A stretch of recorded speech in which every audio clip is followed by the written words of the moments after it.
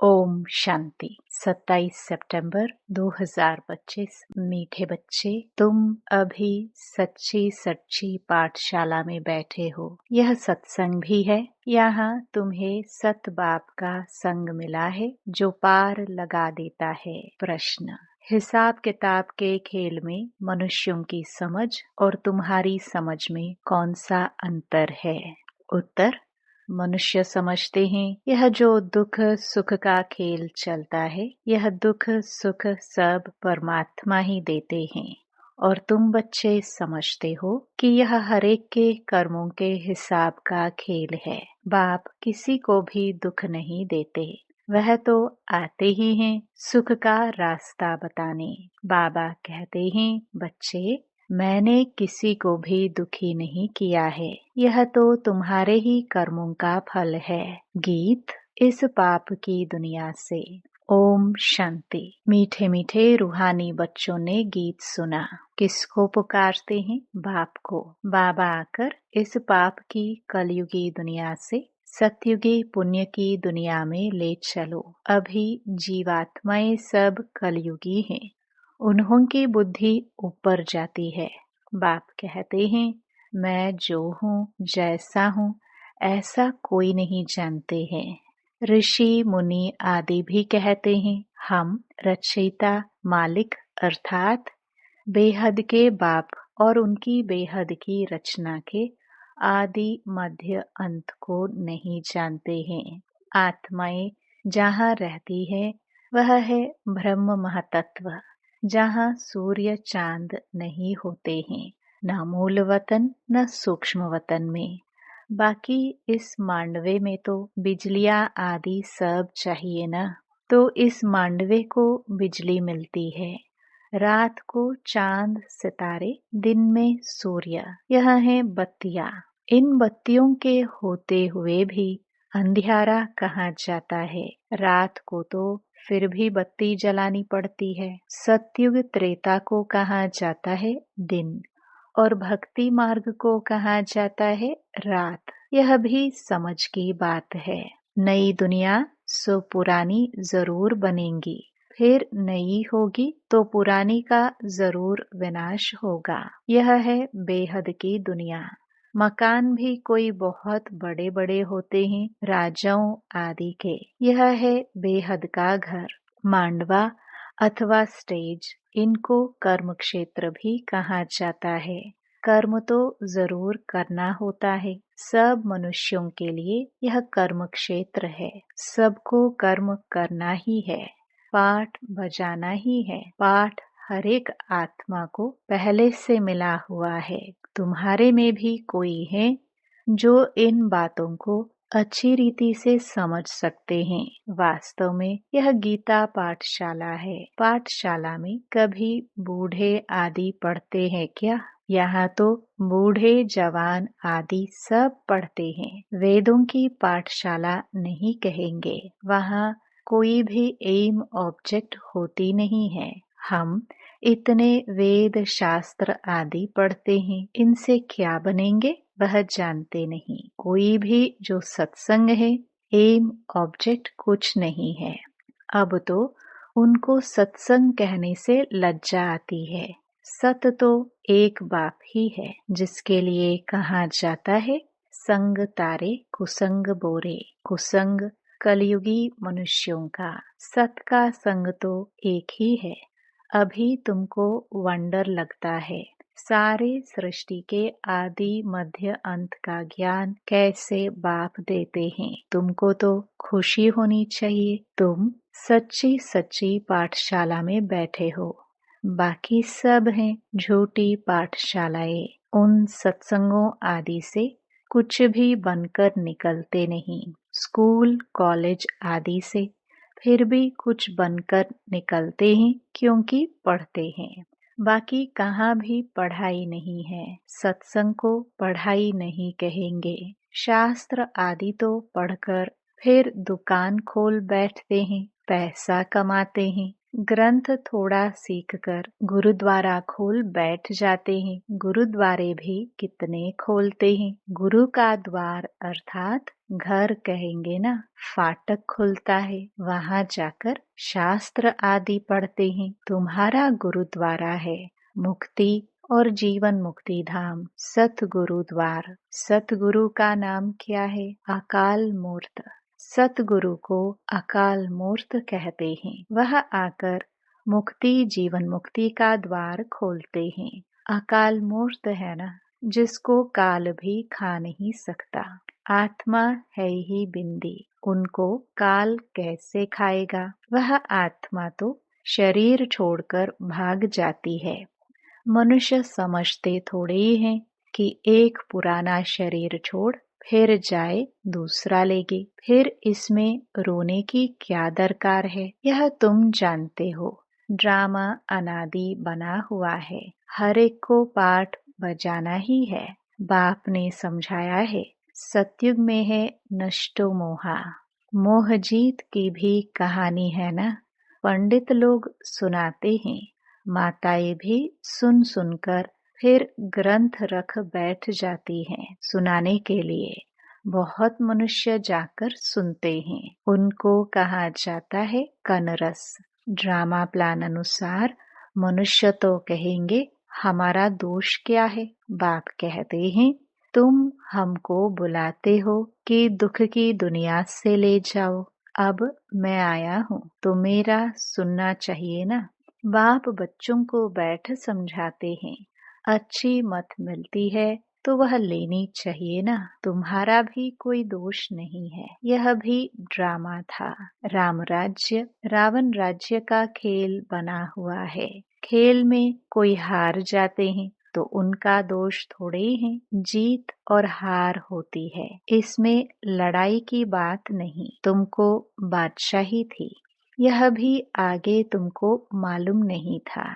अभी तुम समझते हो। जो सर्विसेबल है, जिसका नाम वाला है। दिल्ली में सबसे नामी ग्रामी समझाने वाला कौन है?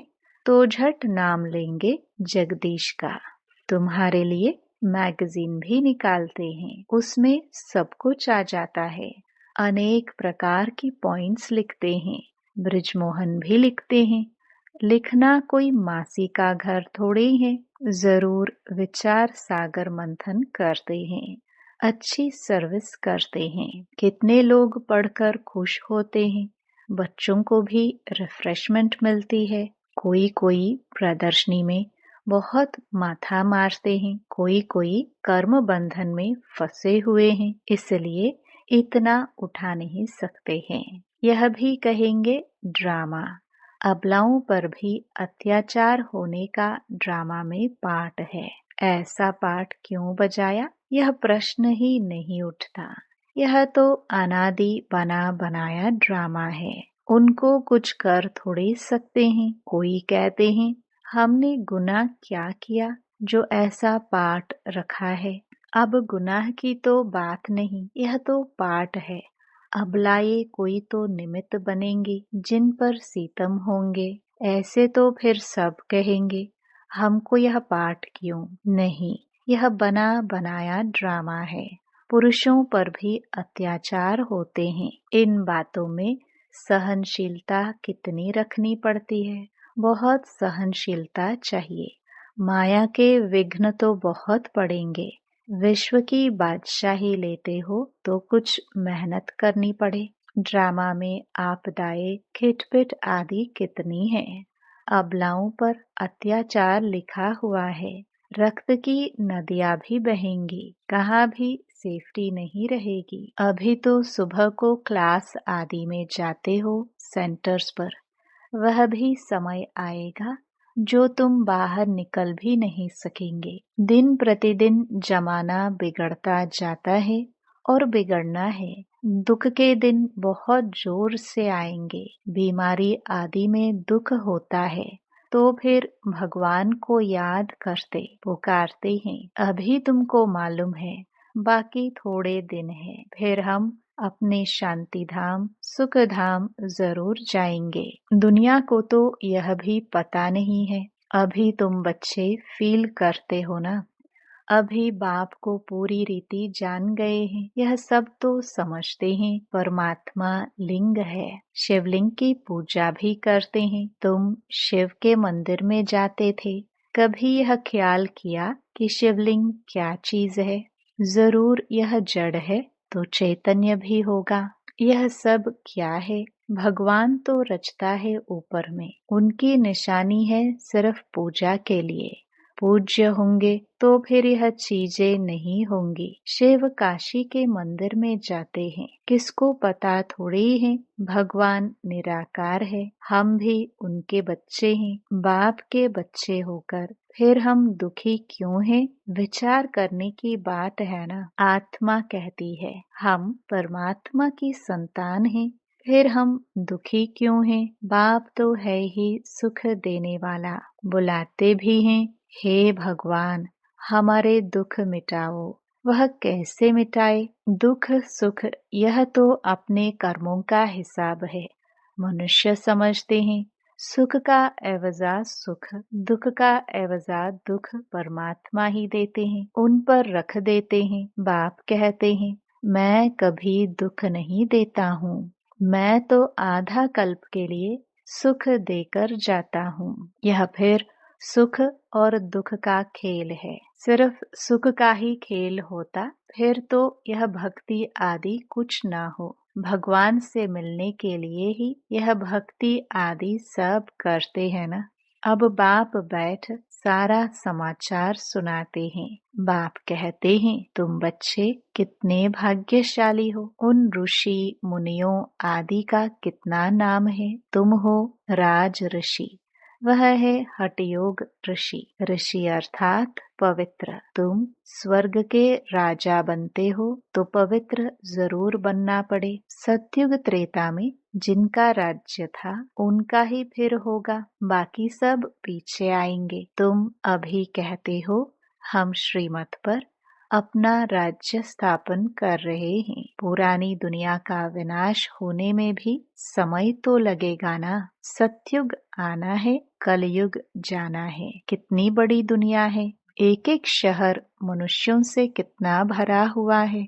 धनवान आदमी दुनिया का चक्कर लगाते हैं, परंतु यहाँ सारी दुनिया को कोई देख ना सके। हाँ, सतयुग में देख सकते हैं, क्योंकि सतयुग में है ही एक राज्य।